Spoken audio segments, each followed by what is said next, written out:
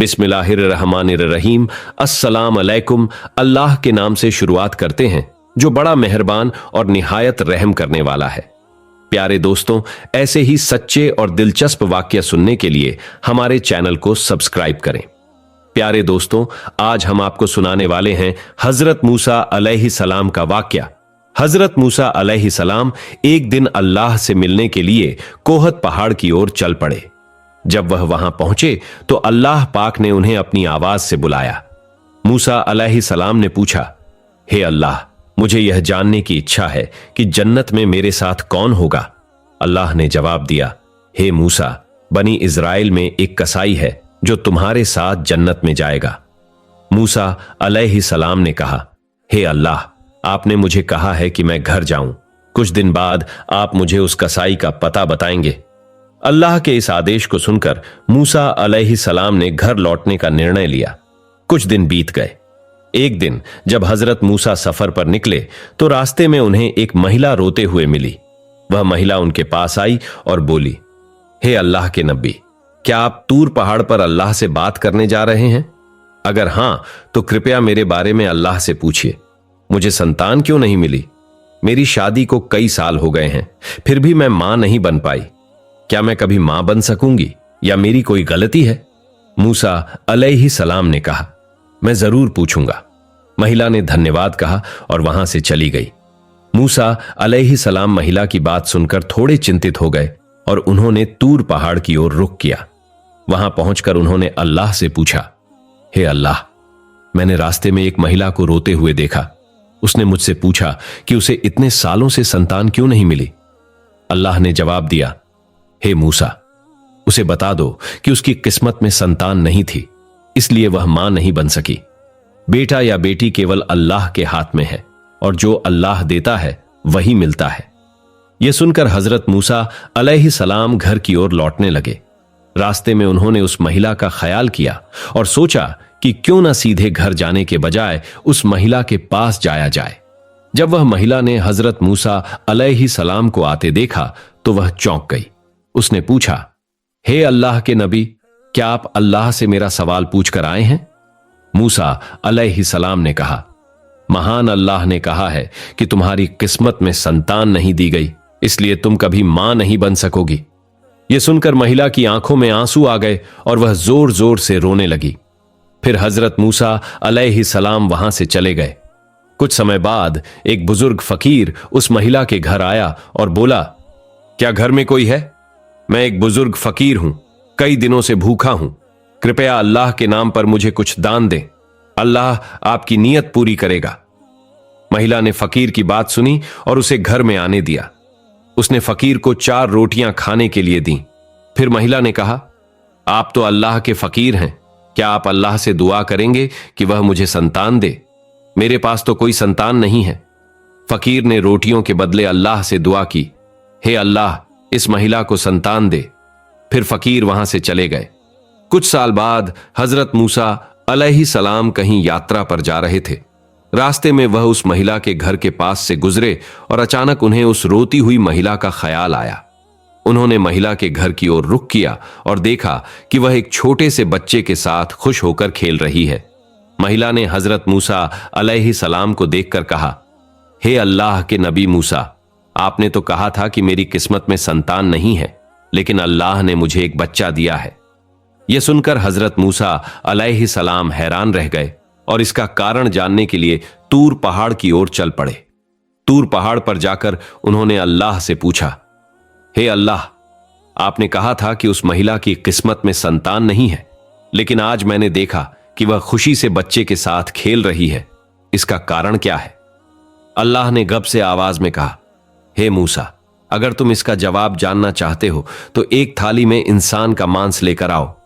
यह सुनकर हजरत मूसा अलैहिस्सलाम एक थाली और छुरी लेकर लोगों के पास गए। उन्होंने कहा, हे मेरी कौम, अल्लाह ने मुझे इंसान के मांस को लेकर आने का कहा है। क्या कोई ऐसा है जो अपने शरीर का मांस देगा? लेकिन कोई भी राजी नहीं हुआ। सभी एक एक करके वहां से चले गए। हजरत मूसा अलैहिस्सलाम चिंतित होकर इधर उधर घूमने लगे। जब उन्हें कोई समाधान नहीं मिला तो वह घर की ओर लौटने लगे। अचानक एक बुजुर्ग फकीर ने उन्हें पीछे से आवाज दी, हे अल्लाह के नबी मूसा, तुम इतने चिंतित क्यों हो? हजरत मूसा अलैहिस्सलाम ने कहा, महान अल्लाह ने मुझे इंसान के मांस को लेकर जाने का आदेश दिया है, लेकिन कोई भी अपने मांस को देने के लिए तैयार नहीं हुआ। यह सुनकर वह बुजुर्ग फकीर तुरंत अपने पास से छुरी ले आए और अपने शरीर से थोड़ा मांस काटकर हजरत मूसा अलैहिस्सलाम को दे दिया। फिर वह वहां से चले गए। यह देखकर हजरत मूसा अलैहिस्सलाम थोड़े हैरान रह गए। फिर हजरत मूसा अलैहिस्सलाम उस मांस के साथ तूर पहाड़ की ओर चल पड़े। उन्होंने कहा, हे अल्लाह, मैंने इंसान का मांस ले लिया है, लेकिन जिनसे मैंने इसे देने के लिए कहा था उन्होंने सबने मुंह मोड़ लिया और चले गए। सिर्फ एक बुजुर्ग फकीर ने अल्लाह का नाम सुनते ही अपने शरीर से मांस काटकर मुझे दे दिया। इस पर महान अल्लाह पाक रब्बुल आलमीन ने गैबी आवाज में कहा, हे मूसा, इस मांस के लिए सब लोगों के पास जाने की जरूरत नहीं थी, तुम खुद ही पर्याप्त हो। तुमने अपने सवाल का जवाब पा लिया है। वह बुजुर्ग फकीर जैसे ही अल्लाह का नाम सुनता है, अपनी शरीर का मांस काटकर अल्लाह को अर्पित कर देता है। उसी फकीर की दुआ के कारण मैंने उस महिला को संतान दी। हे मूसा, जो व्यक्ति अल्लाह की राह में सब कुछ अर्पित कर देता है, अल्लाह ताला उसे सब कुछ दे देता है या उसकी तकदीर भी बदल देता है। यह सुनकर हजरत मूसा अलैहिस्सलाम अल्लाह के आदेश से घर लौट आए। कुछ दिन बाद उनके मन में यह बात आई कि अल्लाह ने कहा था कि कसाई उनके साथ जन्नत में होगा। इस सवाल का जवाब जानने के लिए हजरत मूसा अलैहिस्सलाम फिर से तूर पहाड़ की ओर रवाना हो गए। तूर पहाड़ पर पहुंचकर उन्होंने कहा, हे अल्लाह पाक रब्बुल आलमीन, आपने कहा था कि कसाई मेरे साथ जन्नत में होगा। मैं जानना चाहता हूं कि वह कसाई कौन सा ऐसा अमल करता है जिसके कारण वह मेरे साथ जन्नत में रहेगा। फिर महान अल्लाह ने गैबी आवाज में उस कसाई का ठिकाना बता दिया। अगले दिन हजरत मूसा अलैहिस्सलाम एक रास्ता पार करते हुए उस कसाई के पास पहुंचे। कुछ देर बाद उन्होंने देखा कि वह कसाई मांस के टुकड़े लेकर अपने घर की ओर जा रहा है। हजरत मूसा अलैहिस्सलाम भी उसके पीछे पीछे चल पड़े। कुछ समय बाद वह कसाई अपने घर पहुंचा। हजरत मूसा अलैहिस्सलाम दूर से उस घर को देख रहे थे, लेकिन उस दिन के लिए वह वहीं से लौट गए। फिर हजरत मूसा अलैहिस्सलाम ने कसाई के घर जाकर कहा, क्या घर में कोई है? मैं एक मुसाफिर हूं। लेकिन घर से कोई जवाब नहीं आया। फिर उन्होंने सोचा कि शायद सच में घर में कोई नहीं है। इसके बाद हजरत मूसा अलैहिस्सलाम फिर से उस कसाई की दुकान पर पहुंचे।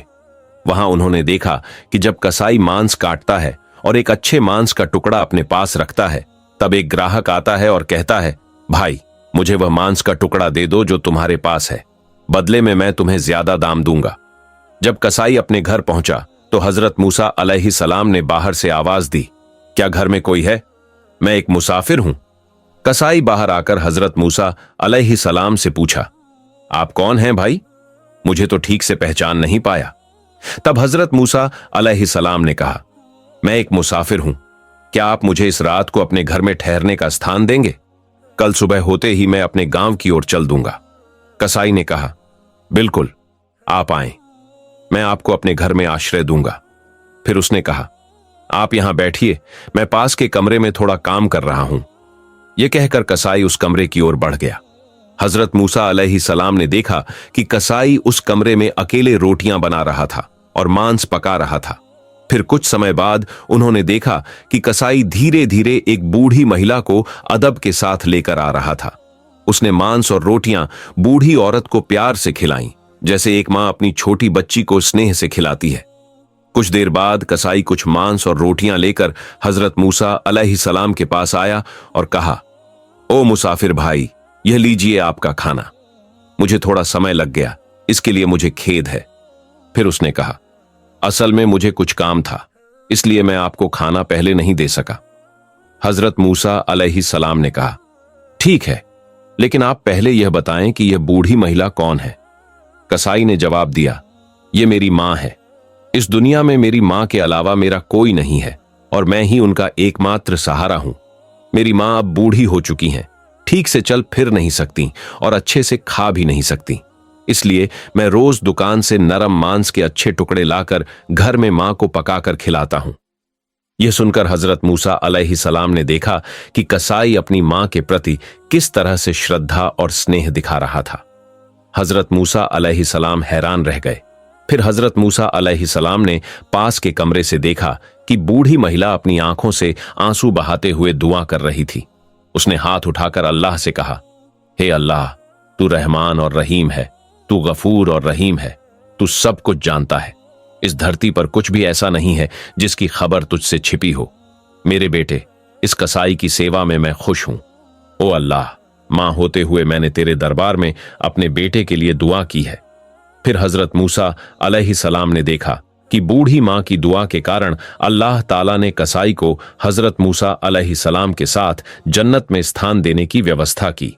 इसके बाद हजरत मूसा अलैहिस्सलाम घर नहीं गए, बल्कि तूर पहाड़ की ओर रवाना हो गए। तूर पहाड़ पर जाकर उन्होंने कहा, मैं कसाई के घर गया और देखा कि वह केवल अपनी मां की अत्यधिक सेवा के अलावा और कुछ नहीं करता। तभी एक गैबी आवाज के माध्यम से महान अल्लाह पाक रब्बुल आलमीन ने कहा, हे मूसा, तुम जान लो कि कसाई तुम्हारे साथ जन्नत में जाएगा।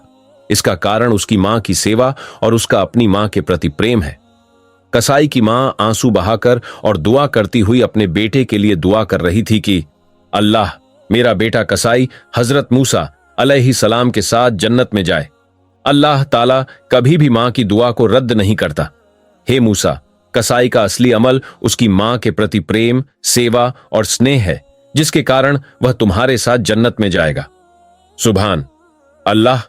अगर आपको हमारी कहानी अच्छी लगी हो तो चैनल को सब्सक्राइब करना न भूलें। साथ ही अपनी राय हमें बताएं। हजरत मूसा अलैहिस्सलाम अल्लाह के सबसे प्यारे नबियों में से एक नबी थे।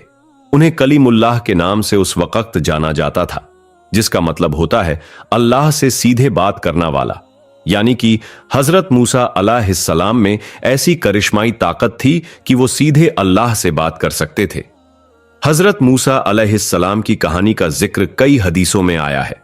आज हम कोशिश करेंगे कि आपको ज्यादा से ज्यादा हजरत मूसा अलैहिस्सलाम के बारे में बता सके। हजरत मूसा अलैहिस्सलाम की पैदाइश।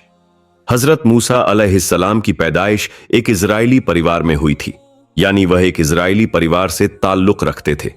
कुरान शरीफ में हजरत मूसा अलैहिस्सलाम का नाम करीब 136 मर्तबा आया है। अल्लाह ने हजरत मूसा अलैहिस्सलाम को इजरायली लोगों को हिदायत देने के लिए नबी बनाकर भेजा था। उस वक्त वहां के लोग फिरौन की इबादत करते थे। फिरौन मिस्र का एक ताकतवर बादशाह था। लोग अल्लाह को न मानकर फिरौन को ही खुदा मानते थे। तब अल्लाह ने लोगों को हिदायत देने के लिए हजरत मूसा अलैहिस्सलाम को वहां के लोगों के लिए नबी मुकर्रर किया। हजरत मूसा अलैहिस्सलाम लोगों को हिदायत देते कि अल्लाह ही सबसे बड़ा है, उसी की इबादत करना है, उसी से दुआ करनी है। हजरत मूसा अलैहिस्सलाम हजरत इब्राहिम अलैहिस्सलाम के खानदान से थे। जैसा कि हमने पहले ही बताया कि हजरत मूसा अलैहिस्सलाम इजरायली परिवार में पैदा हुए थे। इजरायली लोग जो कि यहूदी थे, जिनके 12 कबीले थे, या कहे यहूदियों का समूह, जिन्हें बनी इजराइल कहा जाता था। बनी इजराइल के लोग हजरत याकूब, जिन्हें हजरत इजराइल भी कहा जाता है, जिनका अंग्रेजी नाम जैकब था, उनसे ताल्लुक रखते थे। उस वक्त बनी इजराइल के लोग जमीन पर सबसे अच्छे लोग थे, लेकिन मिस्र के लोग इनसे नफरत करने लगे थे। उस वक्त मिस्र के ताकतवर राजा फिरौन ने सारे बनी इजराइल के लोगों को अपना गुलाम बना दिया था। उनसे बहुत काम करवाया जाता था, उन पर जुल्म किया जाता, उनकी औरतों से हर वो काम करवाया जाता था जो फिरौन चाहता था। फिरौन एक बहुत बड़ा घमंडी राजा था। वह अपने आप को खुदा मानता था और इजरायली लोगों पर बहुत जुल्म करता था। जब हजरत मूसा अलैहिस्सलाम पैदा हुए, उस वक्त भी फिरौन मिस्र का राजा था। हजरत मूसा अलैहिस्सलाम के दुनिया में आने से पहले फिरौन को किसी ने खबर दी थी कि बनी इजराइल में एक लड़का जल्द ही पैदा होगा। उसके पैदा होते ही फिरौन का सारा साम्राज्य खत्म हो जाएगा। ये बात सुनकर फिरौन घबरा गया और उसने अपनी सेना को हुक्म दिया कि हर बनी इजराइल के घरों की तलाशी करो और जहां बच्चा दिखे उसे मार दो। फिरौन सिर्फ बेटों को मारना चाहता था, बेटियां होने पर वह उन्हें छोड़ देता था। फिरौन का हुक्म मिलते ही सिपाही बनी इजराइल के घरों की तलाशी में निकल गए और एक एक करके उनके बच्चों का कत्ल करना शुरू कर दिया। जब हजरत मूसा अलैहिस्सलाम की मां को इस बात की खबर लगी, तब वह डर गई। तब अल्लाह से एक पैगाम उनको आया कि तू इसे एक टोकरी में रखकर नील नदी में छोड़ दे, इस बच्चे को कुछ नहीं होगा। अल्लाह के हुक्म के मुताबिक उन्होंने हजरत मूसा अलैहिस्सलाम को एक टोकरी में घर के पीछे नील नदी में रख दिया। नदी में रखते ही टोकरी भी बहने लगी। टोकरी नदी में बहकर फिरौन के महल तक जा पहुंची। टोकरी को देखते ही फिरौन के सिपाहियों ने हजरत मूसा अलैहिस्सलाम को टोकरी से निकाला और फिरौन के पास ले गए। महल पहुंचते ही फिरौन की बीवी ने आपको यानी हजरत मूसा अलैहिस्सलाम को पहचान लिया और कहा कि यह बनी इजराइल के घर का ही बेटा है जिससे हमें खतरा है। फिरौन आपको उसी वक्त मारना चाहता था, लेकिन फिरौन की बीवी ने कहा कि इसे मारो मत, इसके जिंदा रहने से हमारी आंखों को ठंडक मिलती रहेगी कि हमारा दुश्मन हमारे सामने ही है और हमारी कैद में है। हो सकता है यह हमारे लिए खुशनसीब बच्चा हो। फिरौन ने अपनी बीवी की बात मान ली और आपको अपने महल में रख लिया। जब आपको भूख लगी तब फिरौन ने अपने यहां काम करने वाली औरतों को बुलाया और कहा कि इस बच्चे को दूध पिलाओ, ये भूखा है और रो रहा है। लेकिन अल्लाह की कुदरत देखो, कोई भी औरत आपको दूध नहीं पिला सकी। सारी औरतें दूध पिलाने में नाकाम रहीं। फिरौन समझ गया था कि यह कोई मामूली बच्चा नहीं। फिर दूध पिलाने के लिए आपकी मां को तलाशा गया और तलाश करके आपको दूध पिलाया गया। एक हदीस के मुताबिक आप यानी हजरत मूसा अलैहिस्सलाम फिरौन के महल में ही बड़े हुए। यहां तक कि 18 साल के जवान भी उसी महल में हुए। आपने ने हजरत शुएब अलैहिस्सलाम की बेटी सफूरा से शादी भी की। हजरत मूसा अलैहिस्सलाम ने बड़े होकर लोगों को समझाया कि फिरौन की इबादत करना बंद करो और एक अल्लाह की इबादत में यकीन करो। एक हद तक लोग उनकी बात मान भी गए थे। उसी दौरान मिस्र में भयंकर अकाल पड़ा था। लोग कई बीमारियों में मुब्तला हो गए थे। सारे लोग हजरत मूसा अलैहिस्सलाम के पास पहुंचे और कहा कि हम आपके कहने पर चलेंगे, और वादा किया कि वह एक अल्लाह की ही इबादत करेंगे। जब लोग बीमारी से ठीक होना शुरू हुए और हालत पहले जैसे होने लगे, तब लोग फिरौन के डर से वापस उसकी इबादत में लग गए। उसी दौरान फिरौन के जुल्म से लोगों को निजात दिलवाने के लिए हजरत मूसा अलैहिस्सलाम ने फिरौन को चेतावनी दी और कहा कि वह लोगों पर जुल्म करना छोड़ दे और लोगों को गुलामी से आजाद कर दे। लेकिन घमंडी फिरौन को इस बात का कोई असर नहीं हुआ। हजरत मूसा अलैहिस्सलाम ने बनी इजराइल के लोगों को इकट्ठा किया और फिलिस्तीन के लिए रवाना हो गए, क्योंकि वो सभी इजरायली लोगों को फिरौन के जुल्म से निजात दिलवाना चाहते थे। जब फिरौन को आपके फिलिस्तीन जाने का पता चला, तब वह एक बहुत बड़ा सेना के साथ आपका पीछा करने लगा। जब हजरत मूसा अलैहिस्सलाम बनी इजराइल के लोगों के साथ दरियाए नील तक पहुंचे, तब उनके पीछे फिरौन की बड़ी सेना थी जो सबको मारने को तैयार थी, और आपके आगे गहरा समंदर था। बनी इजराइल के लोगों ने मान लिया था कि अब फिरौन उन्हें मार देगा। इतने में हजरत मूसा अलैहिस्सलाम ने अपनी लाठी से समंदर के पानी पर मारा। तभी आपके सामने समंदर में एक सूखा रास्ता बन गया और समंदर का पानी अलग अलग हो गया और बीच में सूखा रास्ता बन गया। हजरत मूसा अलैहिस्सलाम और बनी इजराइल के लोगों ने रास्ता पार कर लिया। फिरौन भी उसी रास्ते पर अपनी सेना को लेकर आगे बढ़ने लगा। तभी अचानक से रास्ता बंद हो गया। फिरौन और उसकी सेना समंदर में डूबकर मर गई। इस बयान को अपने दोस्तों और जानने वालों को शेयर करें, ताकि दूसरों को भी आपकी जात व माल से फायदा हो और यह आपके लिए सदका-ए जारिया भी हो जाए। क्या पता अल्लाह ताला को हमारी ये अदा पसंद आ जाए और जन्नत में जाने वालों में शुमार कर दे। अल्लाह ताला हमें इल्म सीखने और उसे दूसरों तक पहुंचाने की तौफीक अता फरमाए। आमीन।